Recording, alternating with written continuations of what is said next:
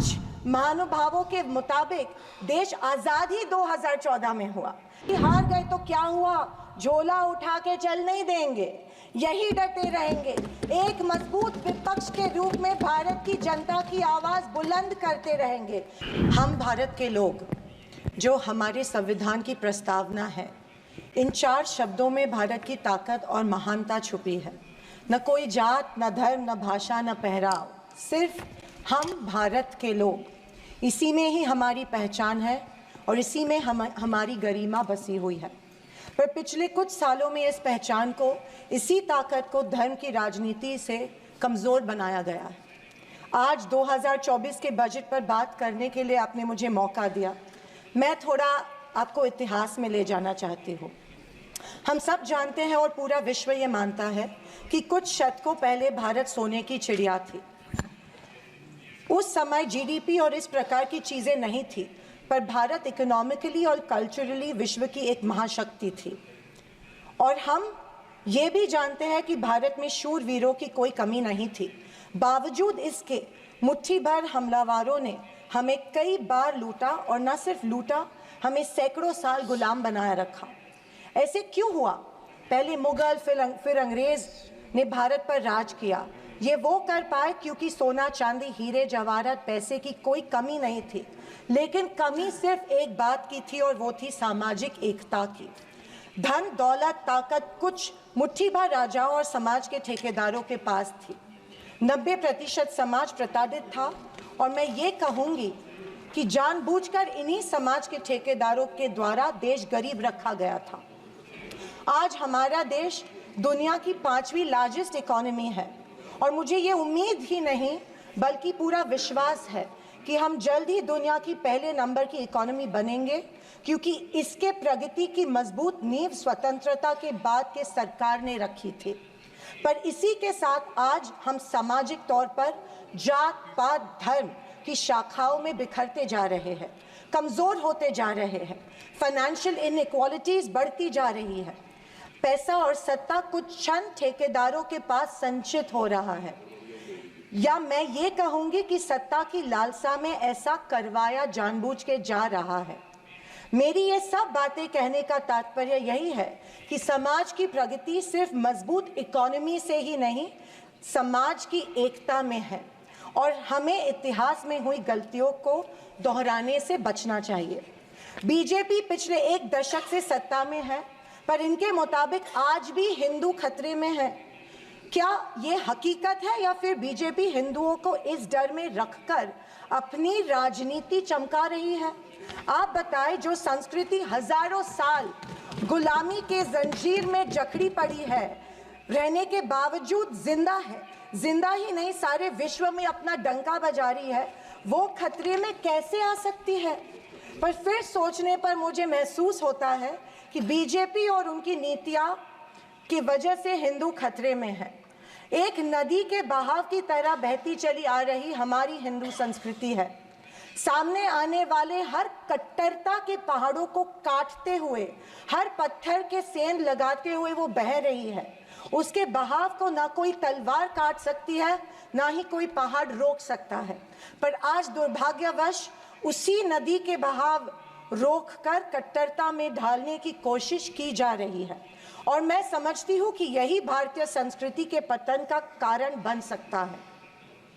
अध्यक्ष महोदय, डॉक्टर बाबा साहेब अम्बेडकर ने बनाए गए संविधान के बदौलत पिछड़े और दलित वर्ग को आरक्षण के जरिए समाज में स्थान और सम्मान मिला, पर आज वह आरक्षण भी इनके नजरों में खटक रहा है। इसीलिए सभी सरकारी और निम्न सरकारी कंपनीज का प्राइवेटाइजेशन करके इनडायरेक्टली आरक्षण खत्म करने का षड्यंत्र बीजेपी कर रही है। स्पीकर सर, इनके मुताबिक गए 2014 के पहले कोई भी अच्छा काम देश में नहीं हुआ, और कुछ महानुभावों के मुताबिक देश आज़ाद ही 2014 में हुआ। खैर, आप कितनी भी कोशिश कीजिए, लेकिन इस सच्चाई को नहीं झटला सकते कि आज जो भारत चांद पर पहुंचा, उसकी नींव इसरो के रूप में पंडित नेहरू जी ने रखी थी। 2014 से बीजेपी अपने झूठे प्रोपेगेंडा से कांग्रेस की लेगेसी को मिटाने की पुरजोर कोशिश कर रही है, पर इनकी लाखों नॉन बायोलॉजिकल कोशिश के बावजूद दुनिया इस देश को नेहरू गांधी का देश ही मानेगी। ये दुनिया की किसी भी कोने में जब जाते हैं तो इनको गांधी जी के प्रतिमा के सामने ही नतमस्तक होना पड़ता है। ऐसी सरकार और ऐसे वित्त मंत्री से हम क्या उम्मीद करें जो प्याज के बढ़ते दाम के सवाल पर कहती है कि दाम बढ़ते हो तो बढ़ने दो, मैं प्याज नहीं खाती। स्कूल कॉलेज के फीस बढ़ते तो बढ़ने दो, हम शिक्षा नहीं भक्त बढ़ाते हैं। पर फिर भी जनता की प्रतिनिधि होने के नाते मेरा दायित्व है कि मैं लोगों के प्रश्न इस सदन में समक्ष पेश करूं। अध्यक्ष महोदय, पंतप्रधान किसान सम्मान योजना के बारे में मैं बोलना चाहती हूँ। पंतप्रधान किसान योजना के माध्यम से किसानों को सालाना 6,000 रुपए दिए जाते हैं। 2,000 रुपए 3 इंस्टॉलमेंट्स में दिए जाते हैं। 2,000 रुपए दिए जाते हैं, लेकिन 18% फर्टिलाइजर्स के सैक पे उनको जीएसटी के माध्यम से देना पड़ता है। एक किसान एक साल में कम से कम 1 लाख के फर्टिलाइजर खरीदता है, तो आप 6,000 रुपए देते हो लेकिन 18,000 उनसे लेते हो। ये किस तरह की नाइंसाफी हुई उस किसान पे? आप मजाक उड़ा रहे हो उस किसान का। 6,000 रुपए देते, 18,000 रुपए जीएसटी के माध्यम से लेते हो। जब यूपीए की सरकार थी तब फर्टिलाइजर्स और औजारों पे से जीएसटी एग्जेम्प्ट की गई थी। मेरी मांग है कि 2,000 रुपए का जो अमाउंट है, जो 6,000 सालाना मिलते हैं, वो बढ़ा के 12,000 किए जाने चाहिए। अध्यक्ष महोदय, किसान सम्मान योजना, मेरे कॉन्स्टिट्यूएंसी में करीबन 50,000 लोग इस योजना से वंचित है क्योंकि इसको अप्रूवल्स नहीं मिल रहे हैं। जब वो मंत्रालय में जाते हैं और पूछते हैं हमारी योजना को अप्रूवल को क्या हुआ, वो कहते हैं कि दिल्ली जाके पूछो, हमें नहीं पता है। तो किसान योजना, किसान सम्मान योजना का इंटेंशन क्या है? या तो किसानों को फंसाया जा रहा है किसान योजना के माध्यम में से। अध्यक्ष महोदय, फसल बीमा योजना, महाराष्ट्र में, पश्चिम महाराष्ट्र में शोलापुर, सांगली, सातारा, कोल्हापुर में उड़द दाल और अरहर की दाल यहाँ पे उगाई जाती है, लेकिन फसल बीमा योजना मिलती है सिर्फ बाजरा, मक्का और सोयाबीन के लिए। आपके माध्यम में से मैं फाइनेंस मिनिस्टर से गुजारिश करती हूँ कि अरहर और उड़द के लिए भी फसल बीमा योजना के फॉर्म एक्सेप्ट किए चुके हैं, भर दिए हैं, लेकिन फसल बीमा योजना मिल नहीं रही है। अध्यक्ष महोदय, पंतप्रधान आवास योजना, आदरणीय फाइनेंस मिनिस्टर जी ने कहा कि एडिशनल 3 करोड़ हाउसेज, घर यहाँ पे इंक्रीज करके इस बजट में दे रहे हैं, लेकिन पंतप्रधान आवास योजना का टारगेट अभी तक महाराष्ट्र को नहीं मिला है, क्योंकि ये योजना जो है गांवठान जमीन पे घर बांधे जाते हैं, लेकिन असलियत ये है कि गांव में गांवठान जमीन है ही नहीं। जब कलेक्टर के पास जाते हैं तो कहा जाता है कि गांवठान जमीन नहीं है, गायरान जमीन ढूंढ के लाओ, हम आपको पीएम आवास योजना देंगे। अभी गांवठान जमीन लाएंगे कहाँ से? तो आपके माध्यम में से मैं फाइनेंस मिनिस्टर को रिक्वेस्ट करती हूँ कि सारे कलेक्टर्स, डिस्ट्रिक्ट कलेक्टर्स को आदेश दे कि जितनी भी गायरान जमीनें हैं गाँव में, उनको गांवठान करके पंतप्रधान आवास योजना लोगों को लागू की जाए और सारे जो पेंडिंग प्रपोजल्स हैं वो एक्सेप्ट किए जाए। और मेरी आपसे ये गुजारिश है कि 1,40,000 रुपए इस योजना के लिए मिलते हैं, ये बहुत टुटपुंजी है, इसके लिए 2,50,000 दिए जाए पंतप्रधान आवास योजना के लिए। अध्यक्ष महोदय, मुद्रा लोन 2014 में प्राइम मिनिस्टर ने बड़ी एम्बिशियसली मुद्रा लोन की घोषणा की थी।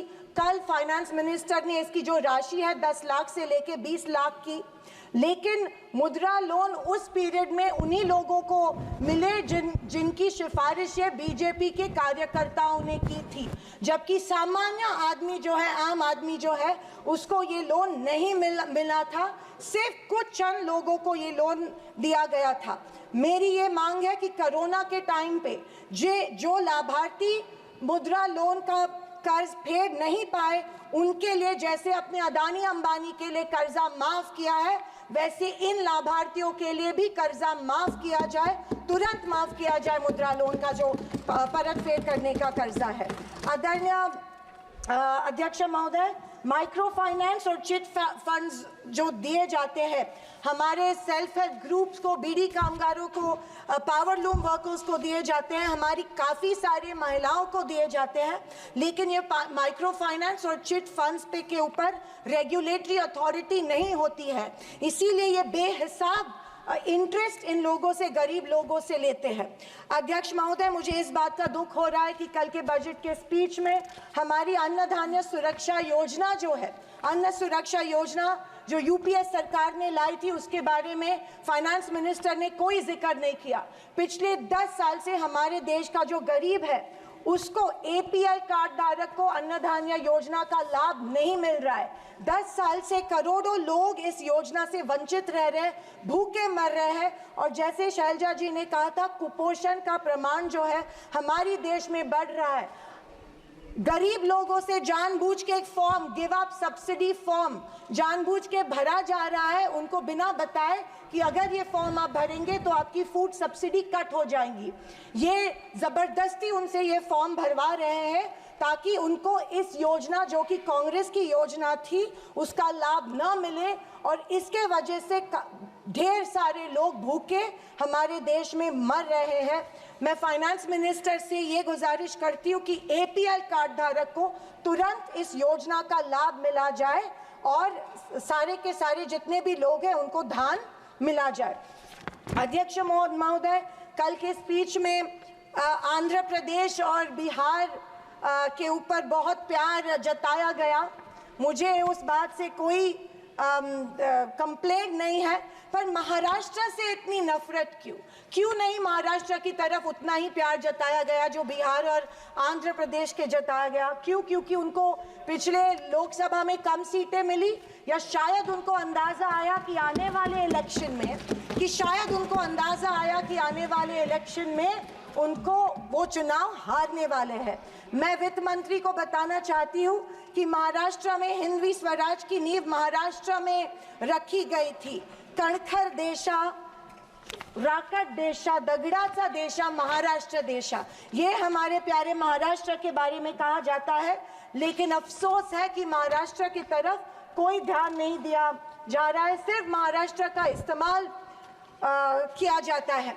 अध्यक्ष महोदय, रेलवेज के बारे में बोलूं तो रेलवेज में स्लीपर कोच की संख्या जो है वो कम कर रहे हैं और फर्स्ट क्लास और सेकंड क्लास की संख्या बढ़ा रहे हैं। देश का जो आम गरीब आदमी है वो स्लीपर कोच से ट्रैवल करता है, वो फर्स्ट क्लास और सेकंड क्लास से नहीं किया जाता है। मैं आपके माध्यम में से, मेड इन स्पीच माध्यम में से गुजारिश करती हूँ कि स्लीपर कोचेस की संख्या बढ़ाई जाए। अध्यक्ष महोदय, मेरी शोलापुर के कुछ मांगे रखती हूँ और मैं समाप्त करती हूँ। हमारे शोलापुर में एयरपोर्ट है लेकिन एयर सर्विस नहीं है। उड़ान स्कीम में आया गया है, लेकिन जानबूझ के वहाँ पे जो चिमनी थी, ऑब्स्ट्रक्शन था, वो तोड़ा गया, लेकिन अभी तक वहाँ पे एयर सर्विस शुरू नहीं है।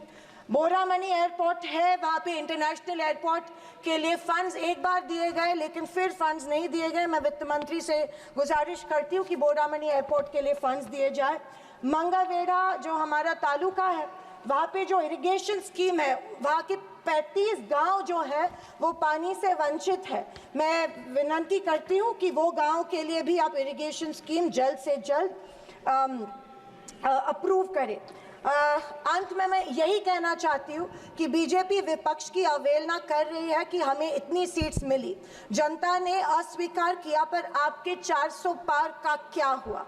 पर मैं उनसे कहना चाहूँगी कि हम स्वीकार करते हैं कि सरकार बनाने के लिए पर्याप्त सीट्स नहीं जीत पाए। हाँ, हम हमारी बातें जनता को बेहतर तरीके से शायद नहीं समझा पाए, लेकिन ये भी कहना चाहूँगी कि हार गए तो क्या हुआ, झोला उठा के चल नहीं देंगे, यही डटे रहेंगे। एक मजबूत विपक्ष के रूप में भारत की जनता की आवाज बुलंद करते रहेंगे, सिर्फ और सिर्फ इस देश के लिए और इस देश के जनता के लिए। और आखिरी कुछ शब्द कह के मैं समाप्त करना चाहूंगी कि सत्ता की लालच में न फैलाओ समाज में ध्रुवीकरण का रोग। सत्ता की लालच में न फैलाओ समाज में ध्रुवीकरण का रोग, आपकी हस्ती मिटा देंगे हम भारत के लोग। जय हिंद, धन्यवाद, जय महाराष्ट्र। न्यूज नेशन अब व्हाट्सएप पर खबरों के ताजा अपडेट के लिए न्यूज नेशन के इस क्यूआर कोड को स्कैन करें